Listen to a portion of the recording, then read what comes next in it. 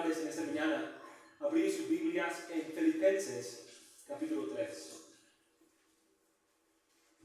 Filipenses capítulo 3. Vamos a leer nuestro texto y de ahí vamos a orar y empezar el sermón.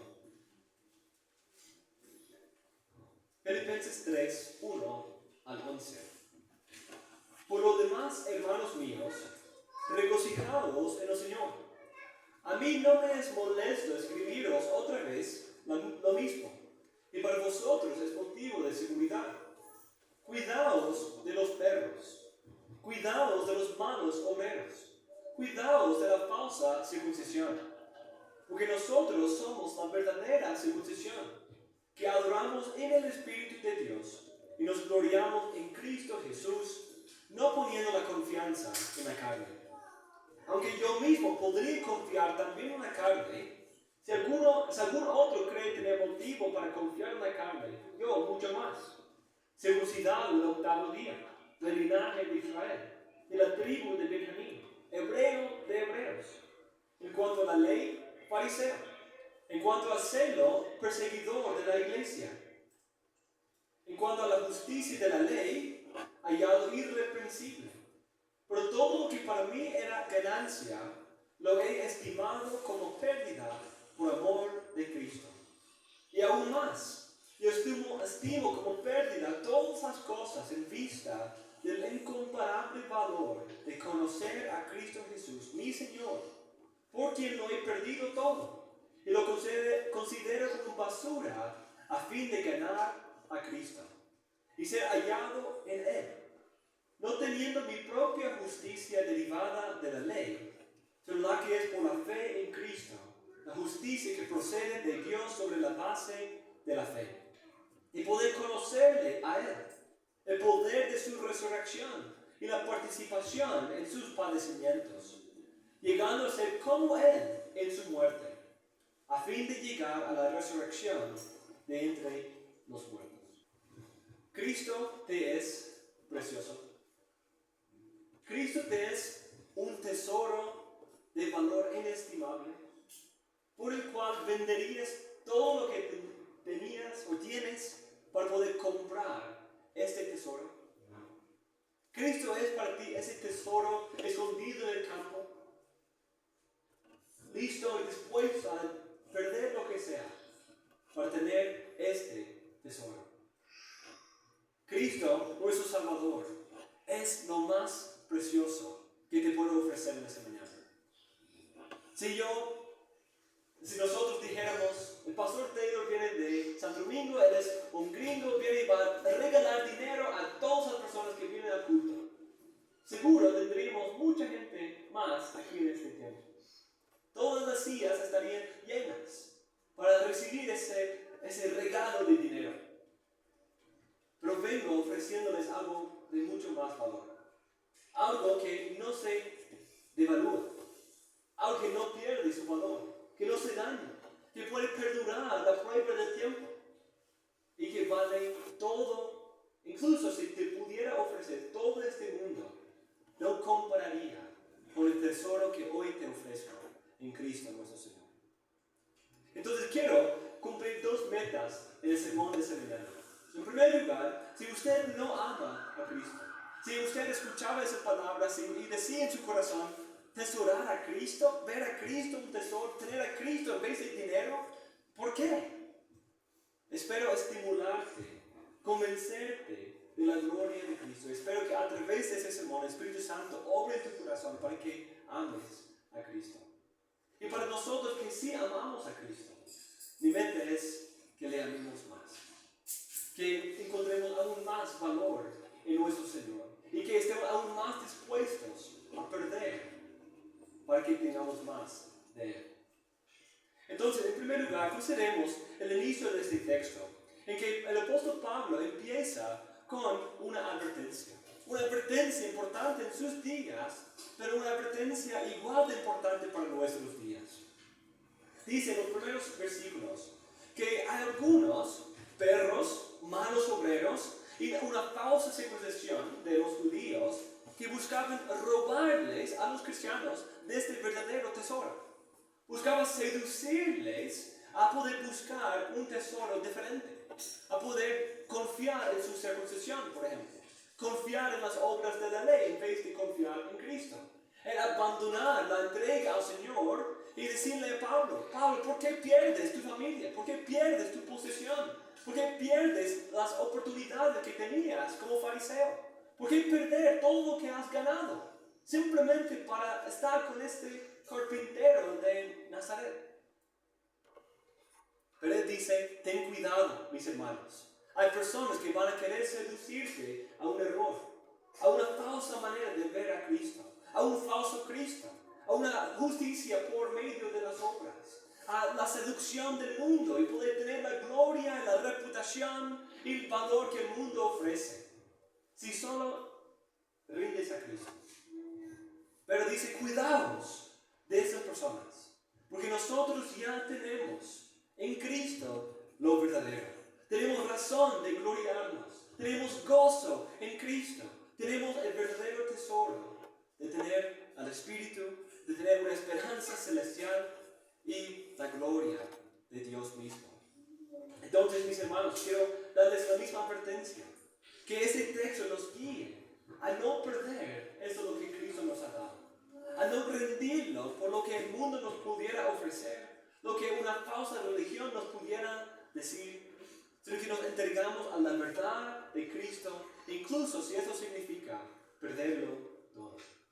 Entonces, habiendo mencionado esa advertencia, los dos principales puntos del sermón de esta mañana son, en primer lugar, la vanidad de la carne y, en segundo lugar, la excelencia de Cristo. La vanidad de la carne, versículo 1 a 6, y la excelencia de Cristo, en versículos 7 a 11. Ese es el bosquejo sencillo de nuestro sermón el día de hoy, la vanidad de la carne y la excelencia de Cristo. Entonces, veamos en primer lugar esta vanidad de la carne. Parte de la seducción, del engaño de estos malos obreros, de esos perros que Pablo está hablando, es que ellos querían que las personas buscaran gloriarse en sus obras, en su herencia, en su linaje judío, en la carne, en cosas físicas, en cosas que han logrado, y no en la verdad de la fe en Cristo. Y Pablo dice, si vamos a gozarnos y gloriarnos de esas cosas, de logros, de familia, de educación, de profesión, yo tengo mucha razón más que gloriarme que muchos de ellos. Dice, aunque yo mismo podría confiar en la carne. Si algún otro cree tener motivo para confiar en la carne, yo mucho más. Y de ahí empieza una lista de algunos de sus logros anteriores, antes de Cristo, que podían ser causa de gloriarse. Dice, circuncidado el 8º día, del linaje de Israel, de la tribu de Benjamín, hebreo de los hebreos. En esta parte vemos a Pablo gozándose y clamando la gloria de su linaje, de su familia. Él venía de una buena familia de judíos. Podía trazar su linaje hasta los fundadores mismos de la nación israelita. Él tenía razón de gloriarse, porque él era un hebreo entre los hebreos. Cuando todos los otros israelitas buscaban un verdadero israelita, era él. Él era el ejemplo prestigio de un verdadero hebreo. Y eso era el apóstol Pablo, gozándose, jactándose de su linaje, pensando como los fariseos. Nosotros no necesitamos un salvador, nosotros no necesitamos perdón de los pecados, porque nosotros somos hijos de Abraham. Estamos bien. Tenemos el linaje hasta Abraham. Y se gloriaban en la carne. Se gloriaban en la carne. Pero Pablo está diciendo aquí lo mismo que dijo Juan el Bautista. El hacha está puesta a la raíz del árbol. Porque Dios puede levantar de esas piedras hijos a Abraham. Es lo mismo el día de hoy. ¿Cuántas personas confían en su linaje? Piensan que son algo por quienes son sus padres o sus abuelos. Puede ser algo político. Mis padres plantaron y fundaron esta iglesia o esta ciudad. Mi familia es la más rica de toda la ciudad. Entonces yo tengo de qué gloriarme, yo soy importante por quienes son mis padres. O quizás incluso en la iglesia, que mi pastor, mi padre, en mi caso, mi padre es pastor, mi abuelo es pastor, y yo puedo decir, yo soy un buen pastor, porque mira el linaje que tengo de pastores y pastores muchas generaciones atrás. Entonces, si alguien va a ser un cristiano, seguro soy yo, porque mis padres son cristianos y sus padres eran cristianos antes de ellos y posiblemente aún antes. Pero, ¿quién se ha salvado porque sus padres son cristianos? ¿Quién se ha salvado simplemente porque su padre era una buena persona, un buen pastor? Jactarse de la carne no vale nada delante del tribunal de Dios. Quizás logra cierta fama, cierta reputación delante de los hombres. Pero si estamos buscando la gloria de los hombres, vamos a perder la gloria que viene de parte de Dios. Eso es lo que pasó con los fariseos. Ellos buscaban no la gloria que viene de Dios, sino la gloria que viene de los hombres. Y eso es lo único que la carne puede ofrecer. La carne solo puede ofrecer una gloria vacía, una gloria vana. Algo que parezca ser gloriosa, pero de verdad es vacío. Como un hombre que quiere proponer matrimonio a su amada y le compra un anillo de vidrio y de plástico que compra en una máquina ahí de 25 centavos. ¿Qué tan contenta estaría? Mira, te compré este diamante, me costó muchísimo, pero mira qué hermoso es. Pero es nada, no tiene nada de valor. Aunque pretende que tiene valor, no tiene valor. Así es la gloria de la carne. Es un anillo de plástico, un diamante de vidrio, un billete falsificado. Que cuando uno va al banco y tiene su billete de $1,000,000, vamos a hablar en dólares, o 100 millones de pesos, y dice, quiero cambiar esto por billetes, de lo que sea. Y el banco le rechaza, ¿cierto? Le envía de regreso a su casa e incluso quizás llaman a la policía. Porque lo que parece ser de gran valor, siendo falso, no es nada. Y esa es la carne. La carne, los logros de la carne, no tienen nada de peso verdadero. Pronto, la gloria del hombre es como la hierba, que un día es, y el próximo es cortada y tirada al aire. Un día la flor sale y de ahí, pasando un par de días, ya esa flor se marchita. Esa es la gloria de la cual esos hombres se están jactando. Es la gloria que Pablo mismo jactaba y gloriaba en esas cosas antes de conocer a Cristo. Entonces, mis hermanos, ten cuidado de gloriarse en cosas que no valen nada. De buscar su valor donde realmente no hay valor. Busca lo que es verdaderamente de valor. Cristo, nuestro Señor. Pero sigue, no solamente su familia, sino dice, en cuanto a la ley farisea, en cuanto al celo perseguidor de la iglesia. No solamente era de una buena familia, él era el siervo de los siervos en el judaísmo. Él era de la secta más estricta de todos los judíos. Todos admiraban y veían a los fariseos como los más fieles, los que tenían el monopolio sobre la obediencia a la ley. Si alguien obedecía la ley, fueron los fariseos. Y Pablo era fariseo de fariseos. Él se gozaba de sus logros, de su educación, de haber sido exaltado en su posición, en su secta, incluso de tener ese celo, un celo alabado y elogiado por muchos en esa secta, de perseguir a la iglesia. Tan celoso que él iba por toda la zona, hasta Siria, para encarcelar a los cristianos. Él se gozaba porque él era celoso por la justicia del judaísmo. Él era celoso por esas cosas. ¿Y cuántos de nosotros también nos jactamos de nuestros logros religiosos incluso? De nuestros logros en trabajo. ¿Qué tan importante soy? Porque mira lo que he logrado. Mira el gran negocio que he formado. Mira cómo he servido en esta iglesia. Soy el pastor de esta iglesia. Soy el líder de 3 misiones, de muchas partes. Yo he logrado mucho para el Señor. Pero si esa es tu gloria, si en eso es tu confianza, has perdido todo.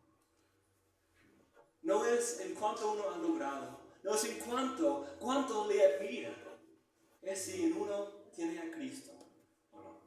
Esa es la pregunta. Eso es lo esencial, porque es Cristo el único Salvador, no logros religiosos. Nadie se salva por ser el pastor de una iglesia de miles de personas. Nadie se salva por plantar una iglesia. Nadie se salva por ser la maestra de escuela dominical. La fe es el único medio de salvación.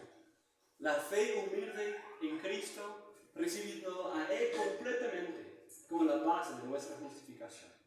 Solo en Cristo. Y en último lugar, dice, en cuanto a la justicia de la ley, hallado irreprensible. Esto me hace recordar una historia de Martín Lutero. Martín Lutero es el gran reformador de 1517, quien clavó sus 95 tesis en la puerta de la Iglesia Católica y de su ciudad para invitar a un debate, para tratar los asuntos de las indulgencias y el arrepentimiento. Y él decía, antes de convertirse al Señor, él era un monje de la secta más rígida, más estricta de los agustinianos, en que él confesaba todos los días, por horas, todos los días, así todos sus deberes. Y luego reflexionando sobre eso, si alguien iba a salvarse por ser monje, fui yo. Porque él hizo todo lo necesario para lograr salvación a través de lo que su orden le decía. Confesar, hacer sus ayunos, hacer sus vigilias, hacer sus lecturas, dar limosnas a los pobres, hacer todas esas obras para salvarse. Pero él se quedó completamente vacío en cuanto a la justicia que viene de Dios. Sabía que eso no era suficiente. Pero Pablo dice lo mismo. Delante de los ojos de los otros fariseos, él podía decir como el joven rico, todas esas cosas he guardado desde mi juventud. Cualquier mandamiento que me pudiera imponer, lo he guardado. Nunca he matado, nunca he robado, nunca he llevado falso testimonio, nunca he adorado un ídolo. Yo soy justo, he cumplido la ley. Mira todas las obras religiosas que he hecho. ¿Y cuántos de la misma manera viven hoy? Se jactan de su vida cristiana, se glorían en toda su lectura de la Biblia. Decía algunos de los hermanos ayer que así era yo antes de realmente convertirme al Señor. Yo leía la Biblia, pero en muchos casos era una competencia. Yo leía todos los libros cortos del Nuevo Testamento. Un día leí 3 libros completos de la Biblia, Segunda y Tercera de Juan y Judas. Y mi amigo, él solo leyó algunos capítulos del libro de Génesis. Y entonces yo me jactaba. Mira, yo leí 3 libros enteros y tú ni completaste uno. Me jactaba de incluso conocimiento religioso. Me jactaba de yo leía más que él. Yo conocía más que él. ¿Cuántos encuentran su gozo, encuentran su salvación, encuentran su esperanza en porque han servido? Canta en la iglesia, enseña en la iglesia, es maestro de escuela dominical, lee la Biblia todos los días, ayuna 3 veces a la semana, como el fariseo, ¿cierto? Gracias al Señor que no soy como ese publicano. Yo doy diezmos de todo lo que recibo, yo ayuno 3 veces a la semana, yo guardo la ley. Gracias porque yo soy tan justo. Esa jactancia, aunque quizás logre ganar el favor y la reputación de los hombres, no tiene nada de valor en cuanto al estado eterno de esa persona. Solo es tratar de tirarse sobre un hilo de telaraña. Tratar de columpiar por encima de un precipicio, solo sosteniéndose por una telaraña. ¿Qué va a pasar? Se va a caer. Si uno no está aferrado, anclado en Cristo, la carne no te puede ayudar. La carne, tu linaje, tus logros, tus obras religiosas no te pueden ayudar. La carne es vana. La carne es vana. Entonces Pablo, reflexionando sobre todo esto, su lista de logros religiosos, él termina diciendo: pero todo lo que para mí era ganancia delante de los hombres, lo he estimado como pérdida por amor de Cristo. Ahí está el punto de cambio, el giro, en que vemos la vanidad de la carne que no le valió por nada, pero ahora vemos la conversión. Vemos a él ahora dándose cuenta, no es en mis logros, no es en la justicia que yo pudiera obtener por la ley, no es en mi linaje, es Cristo. Toma esas cosas, quita de mí esas cosas, para que yo tenga más de Cristo. No quiero gloriarme en esas cosas, depender de esas cosas, porque no me pueden salvar. Pero a Cristo me aferro, y en Él, sobre Él me fundamento. Y aún más, yo estimo como pérdida todas esas cosas en vista del incomparable valor de conocer a Cristo Jesús, mi Señor, por quien lo he perdido todo y lo considero como basura a fin de ganar a Cristo. Ese texto nos enseña algo muy importante. Aunque el mundo, aunque incluso una forma falsa de religión cristiana te ofrezca la felicidad, te ofrezca el placer, te ofrezca la satisfacción, solo es un engaño. Solo es un engañador. Solo deja desilusionado. Todos aquellos que confíen en la carne serán avergonzados. Pero todos aquellos que confíen en el Señor nunca serán avergonzados. Porque Cristo es un verdadero Salvador. Cristo es un verdadero Redentor. Y Cristo obtiene perfectamente la gloria por todos los que confían en Él. Entonces, mis hermanos, en ese texto consideremos la supereminencia de la excelencia de Cristo. Pablo aquí estima como pérdida, incluso considera como basura toda su vida anterior. Esa es una imagen hermosa del arrepentimiento. En su vida anterior, él confiaba en todas esas cosas. Confiaba en su religión, en su linaje, en sus logros, pero se arrepintió de todas esas cosas. Soltó toda esa confianza falsa para aferrarse completamente de Cristo. Así es el arrepentimiento. ¿Cuántas veces muchos cristianos pasan su vida profesándose cristianos, aferrando de su vida, simplemente luego para ser despertados? Que en vez de confiar en Cristo, estaban confiando en una oración que hicieron. Estaban confiando en una experiencia religiosa que tuvieron. Y tuvieron que rendir eso. Tenían que rechazar su confianza en eso para aferrarse completamente de Cristo. Y dice algo aquí muy interesante. Porque lo he perdido todo. Cristo es tan excelente, como vamos a ver un poco más después. Cristo es tan excelente que incluso sufrir con Cristo es de más valor que tener toda la gloria que el mundo ofrece. Cristo es tan hermoso, tan glorioso. Él es la joya misma de los cielos. Él es el propósito por el cual amamos los cielos y queremos ir a los cielos. Porque Cristo está ahí. El puritano Thomas Goodwin dijo que los cielos serían para mí un infierno si Cristo no estuviera ahí. El cristiano que ama a Cristo pensando de poder llegar ahí a los cielos y llegar ahí y ver que Cristo no está, qué desilusión, qué engaño. Pero Cristo mismo es el tesoro escondido en el campo. Cristo, según el gran puritano John Flavel, dijo lo siguiente, escuchen esas palabras. Es una consideración especial para realzar el amor de Dios al dar a Cristo, que al darle a Él, dio la joya más rica de su gabinete, una misericordia del mayor valor y del valor más inestimable. El cielo mismo no es tan valioso y precioso como lo es Cristo. Él es la mejor mitad del cielo. Y así lo consideran los santos en Salmo 73, 25. ¿A quién tengo en el cielo sino a ti? 10,000 mundos, dice un autor. Tantos mundos como pueden contar los ángeles. Y luego, ¿cómo puede multiplicarse un nuevo mundo de ángeles? ¿No serían todos el grueso de una balanza para pesar la excelencia, el amor y la dulzura de Cristo? Oh, qué hermoso, qué único, qué excelente, encantador y deslumbrante es Cristo.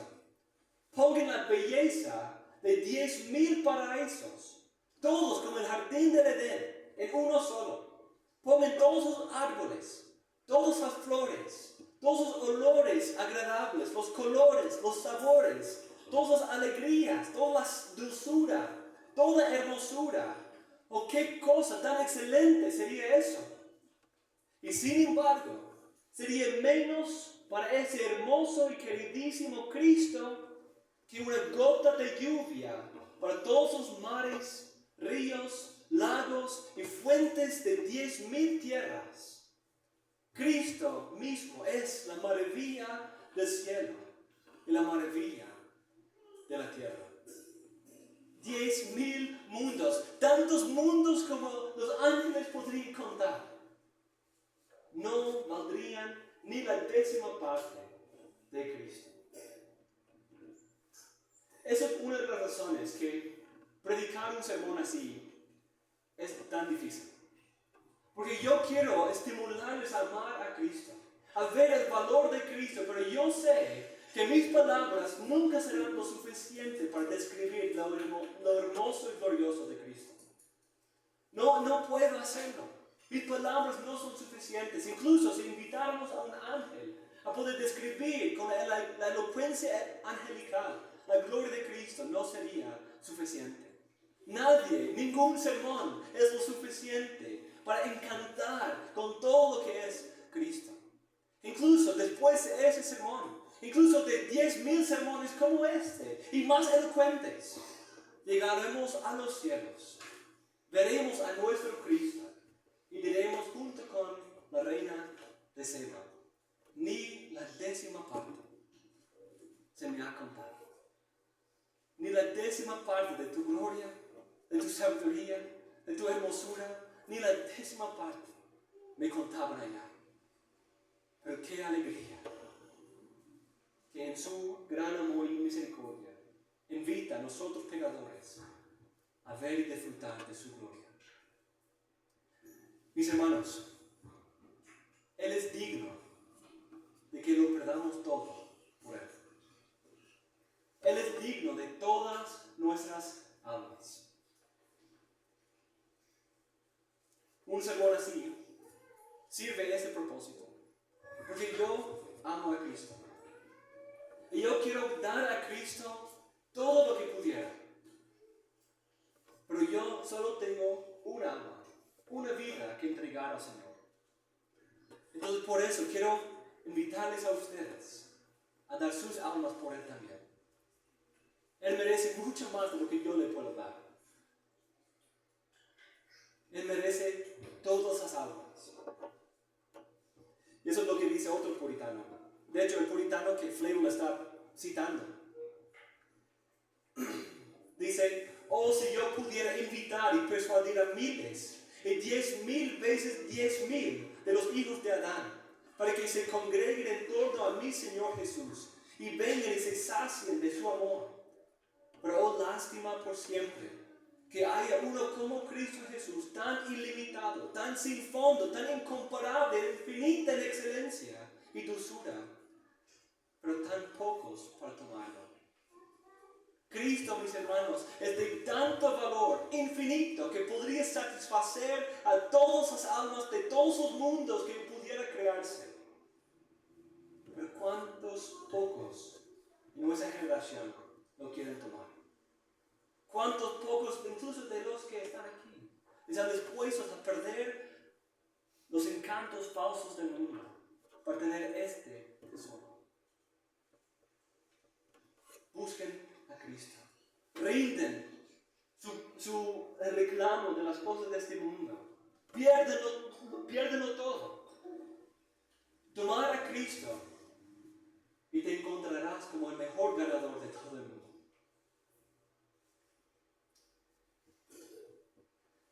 Entonces espero con esas palabras haberles estimulado al amor por Cristo. Pero el texto no termina ahí.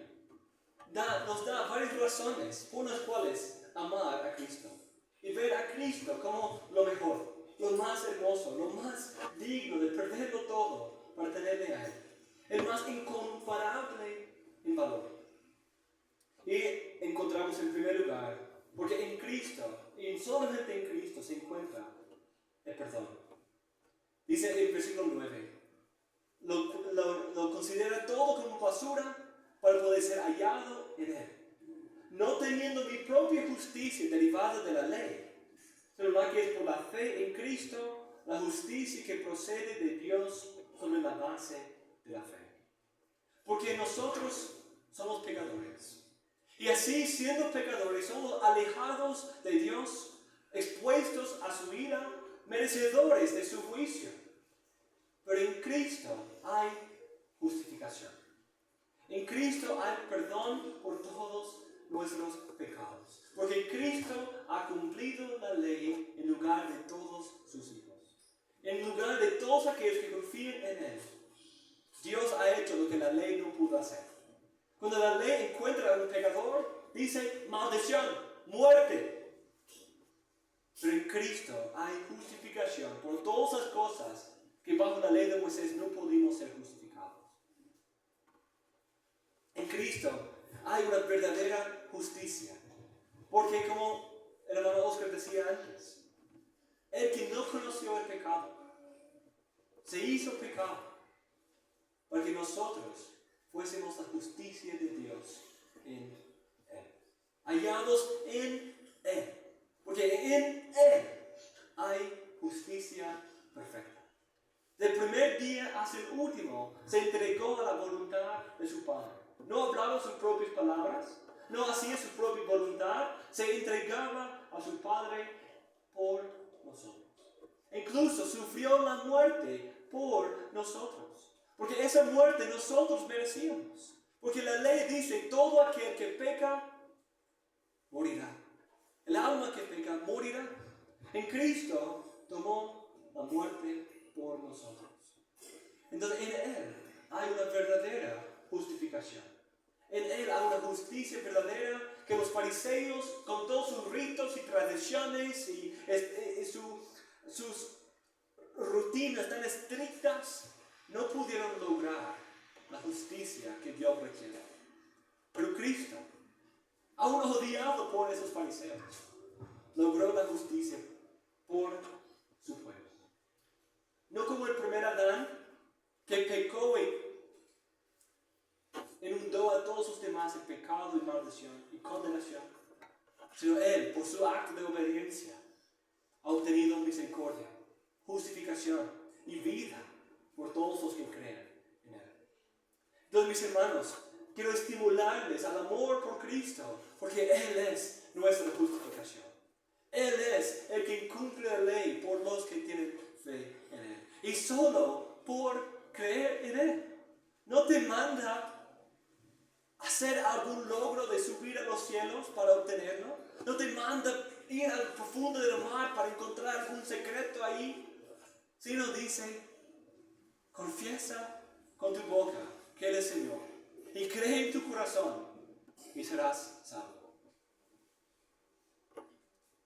Cristo es digno de nuestro amor, porque Él es nuestra justificación. En Él hay perdón verdadero por todos nuestros pecados. En segundo lugar, Cristo es digno de nuestro amor, porque en Cristo se encuentra el poder verdadero. Dice en el versículo 10, y conocerle a Él y el poder de su resurrección. La ley mandaba, expone nuestros pecados, pero la ley no pudo dar un cambio de corazón. No pudo transformar a las personas. Es una radiografía que muestra el hueso roto, pero no lo arregla. Lo muestra, pero hay que ir al médico, hay que ir a hacer algo más para que ese hueso se arregle. La ley expone el problema, pero nos deja en completa dependencia de alguien más para que el problema sea arreglado. Y Cristo es la solución. Cristo trae justificación y Cristo trae un nuevo corazón, una resurrección, una regeneración, una nueva creación. Porque en Él todos los que están en Cristo son nuevas criaturas. Porque en Cristo el Espíritu de aquel que resucitó a Cristo está en nosotros. Y a través de ese poder incomparable, Él está obrando en nosotros para que el pecado sea mortificado y para que la justicia sea vivificada en su lugar. Hay verdadera esperanza, mis hermanos, para una vida cada vez más santa, para ser conformados a la imagen de Cristo, porque su Espíritu está activo en nuestros corazones. Y ese Espíritu resucita a los muertos. Ese Espíritu es capaz de levantar de entre los muertos, como hizo nuestra regeneración y como cada día hace en nosotros nuestra lucha contra el pecado. Entonces, mis hermanos, solo Cristo resucita a los muertos. Solo Cristo da vida a los que están muertos en delitos y pecados. Solo Cristo da libertad a los esclavos. Solo Cristo hace herederos de gloria a su pueblo. Cuando consideramos la ley, la respuesta inevitable es: miserable de mí, ¿quién me libertará de ese cuerpo de muerte? Pero aquel que se ha aferrado de Cristo dice: pero gracias a Dios por Jesucristo, Señor nuestro. Porque en Él no hay condenación. Y en Él por el Espíritu. Aquellos que no andan conforme a la carne, pero conforme al Espíritu. El requisito justo de la ley se cumple en nosotros. En Cristo somos ya no esclavos del pecado, para entregar nuestros miembros al pecado, sino somos nuevas criaturas para servir en justicia al Señor.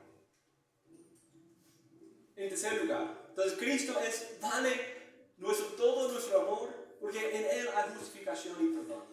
Vale todo nuestro amor porque en Él hay verdadero poder de resurrección. Y Cristo es digno de todo nuestro amor porque en Él hay propósito, sentido y consuelo en medio de nuestro sufrimiento. Dice así: y conocerle a Cristo y el poder de su resurrección. Eso es obvio, ¿cierto? Poder de resurrección, eso es glorioso. Y la participación en sus padecimientos, llegando a ser como Él en su muerte. Pablo, te estás escuchando, ¿cierto? Tú tenías todo el mundo. Tú tenías riqueza, tenías muchas oportunidades entre los fariseos para ser el próximo líder de los fariseos. Tú tenías una buena carrera delante de ti. Y lo rendiste para participar en padecimientos, para sufrir con Cristo. Estás loco. Estás loco, Pablo. Pero ese es el valor de Cristo.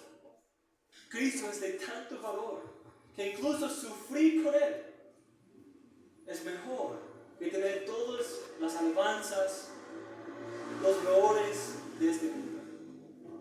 Sufrir con Cristo, perderlo todo con Cristo, es mucho mejor que ganar todo el mundo aquí. Porque aquel que salva su vida, lo perderá. Pero aquel que pierde su vida por causa de mi nombre, la salvará. Porque en Cristo, el perderlo todo significa ganarlo todo. Ganar algo mucho mejor. Participar en sufrimientos. Y eso significa algunas cosas gloriosas. En primer lugar, Cristo conoce tus sufrimientos. Cuando tú sufres, Cuando tú pasas aflicción, Cristo sabe. Cristo conoce. Cristo ve tu dolor. Porque Él también se hizo por nosotros varón de dolores. Y cargó nuestras enfermedades. Para que Él fuera un misericordioso sumo sacerdote. Que en todos los puntos como nosotros fue tentado. Que conocía y conoce nuestras debilidades. Que puede dar gracia y socorro oportuno a aquellos que confían en Él. Mis hermanos, este mundo, si uno busca la gloria del mundo o sirve a Cristo, hay sufrimientos. Pero en Cristo hay un buen intercesor. Hay la presencia del Consolador en nosotros. Hay esperanza de que pronto ese padecimiento va a terminar. Y como ese padecimiento en Cristo llegó a su punto final en muerte, pero resurrección, de la misma manera nosotros, aunque participamos en sufrimientos aquí, viviremos en gloria con Él. Hay consuelo, mis hermanos, porque cuando nosotros sufrimos, cuando nuestra familia nos rechaza por ser cristiano, cuando nuestra familia, cuando nuestro esposo, nuestra esposa nos rechaza por querer servir al Señor, Cristo sabe muy bien cómo es ser rechazado. Cristo conoce muy bien recibir falsas acusaciones, ser ultrajado, ser odiado por ser justo y sus compañeros injustos. Y Cristo sabe socorrer a su pueblo. Y sabe dar la victoria a todos los suyos. Entendiendo ese principio, nos hace recordar la historia del progreso del peregrino. Si no han leído el libro, les recomiendo mucho. En un momento, el cristiano está saliendo buscando poder aliviar su carga, ¿cierto? Su peso. Y se encuentra con un señor que se llamaba sabio según el mundo. Y ese sabio según el mundo escuchaba de las palabras evangelistas y le decía: ¿por qué seguir su camino? Todos los que pasan por ese camino sufren. Yo tengo un mejor camino. Pasa a la aldea aquí de moralidad, ir a la casa del Señor legalidad, y tú puedes aliviar tu carga, tener buena compañía, y no tienes que sufrir. Entonces, yendo por ahí, casi es destruido por las demandas de la ley, por una conciencia sensible. Y el evangelista lo encuentra ahí y le dice: has cometido 3 errores debido al consejo de sabios según el mundo. Este hombre falso te hizo alejar del único camino de la vida. El camino en el cual estaba es el único que guía a la vida.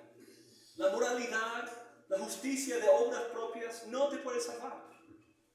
Pero te apartaste del único camino de la vida. Y el camino en el cual te puso solo te puede matar. No solamente te alejó de la vida, sino te aseguró la muerte. Y el último, te hizo pensar que la cruz y el sufrimiento era algo para ser rechazado o renunciado. La vida cristiana, mis hermanos, es tomar tu cruz y seguirla a Cristo. Pero, tomando esa cruz en Cristo, termina siendo la joya más preciosa que este mundo puede ofrecer. Más preciosa que las joyas que este mundo ofrece. Porque esa cruz nos lleva a la vida de Cristo. En último lugar, vemos en versículo 11, a fin de llegar a la resurrección de entre los muertos. En Cristo, y solamente en Cristo, hay esperanza para el futuro. Hay consuelo en el presente en nuestros padecimientos, pero hay esperanza para una resurrección futura. Este mundo te puede dar gloria, honor, felicidad temporal. Una joya que polillas comen, que se oxida con tiempo, que se destruye. Pero Cristo ofrece una herencia eterna. Un tesoro celestial que nunca será destruido, nunca será robado, nunca será dañado, no se marchitará, basado en su obra perfecta. Y esa es la verdad aquí. Cristo ha logrado la resurrección por todo su pueblo. En primer lugar, en nuestras vidas, en la regeneración. Y en segundo lugar, en el futuro, cuando participaremos con la gloria de su exaltación de la obra consumada, en la cual Él habrá cumplido su obra por completo y dará la herencia eterna a todos los suyos en una nueva creación, una nueva tierra y nuevos cielos. Cristo te es precioso. Cristo te es precioso. ¿Amas a Cristo? Con todas mis palabras, con cualquier elocuencia, no puedo lograr cambiar un solo corazón. Pero espero que a través de esas palabras, que el Espíritu Santo mismo sople en sus corazones, para que Él cambie sus corazones endurecidos. Y para aquellos que ya tienen el Espíritu, que esas palabras resuenen en sus corazones. Y con gozo dicen, qué alegría que yo tengo a Cristo. Él es mío y yo soy suyo. Él es mi amado y yo soy de mi amado. Es a Él a quien me dirijo. Yo busco más de Él. Dame más de Cristo. Quita de mí este mundo. Quita de mí estas cosas. Dame más a Cristo. Espero que así sean nuestros corazones el día de hoy. Y que en cada culto, en cada día, busquemos más de Él. Incluso si tenemos que venderlo todo, perderlo todo, ser rechazado por los hombres y no tener nada de gloria o reputación aquí, te prometo que todos aquellos que confíen en Cristo nunca serán